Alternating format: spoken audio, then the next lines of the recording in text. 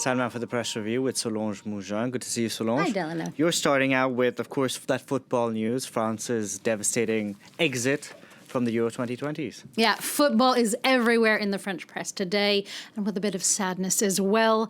If you are a football fan, perhaps L'Équipe's front page is expressing how you're feeling. Anéanti, the French team was annihilated. People are devastated by the crushing and unexpected loss last night. One that the paper blames on mismanagement by the team's coach and a loss of unity and strength that it had 3 years ago. Meanwhile, it was for Le Parisien a disillusionment. The paper is not taking the news, the exit from the Euro, quite well.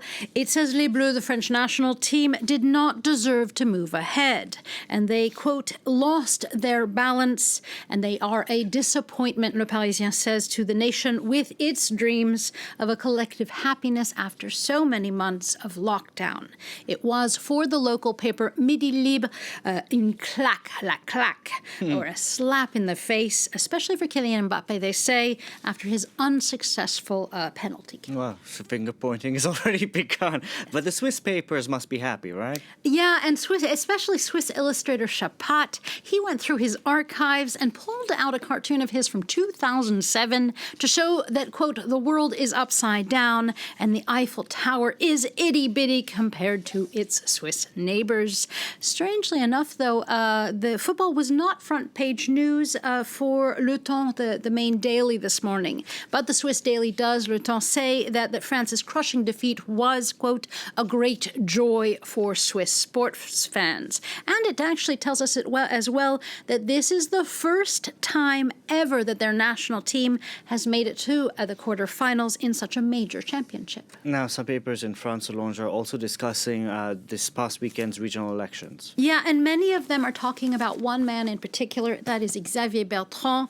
After his comfortable win of this weekend's elections in northern France, he suddenly is being portrayed as possible presidential material. Or at least Libération, the left-leaning paper, says Bertrand's rise could spell trouble for Emmanuel Macron, as Emmanuel Macron has as well been courting right-leaning voters. But the paper notes that Macron may have a few cards up his sleeve yet, namely reforms to France's retirement system, but that, the paper reminds us, could turn away left-leaning voters.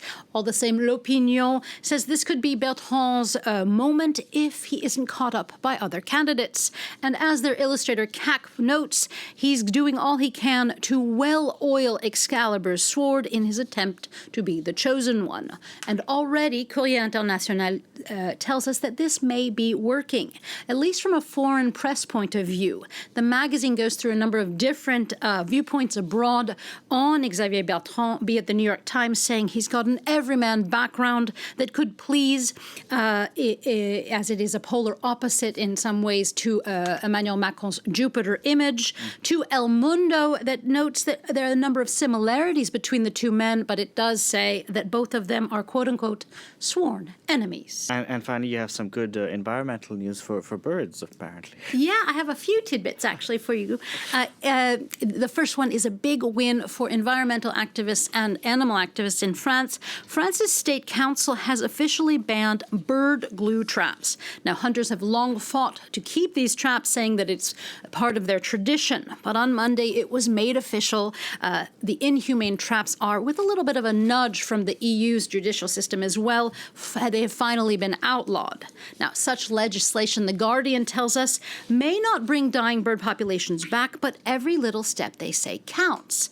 It notes that legislation has helped birds come back before. It says the UK's 1921 Plumage Act actually helped bird populations immensely, as people stopped using feathers in their hats as a fashion accessory. Now, nowadays, it is not feathers in our caps that are hurting birds, but rather a lack of habitat. And their Science Daily and Eurasia News tell us some good news that we can help with that. The site says that Oregon researchers have actually found that as long as we use the right kinds of seeds, there is no risk of birds becoming dependent on bird feeders. So they say it is time to get out those bird feeders and do some more bird watching. I can't do that. I have too many pigeons around. I would never do that. I'm not a fan of pigeons. Pick seeds that pigeons don't like. I'm sure they exist. I don't want any birds around me. Thank you very much for that, Solange. Solange Moujanda with the press review.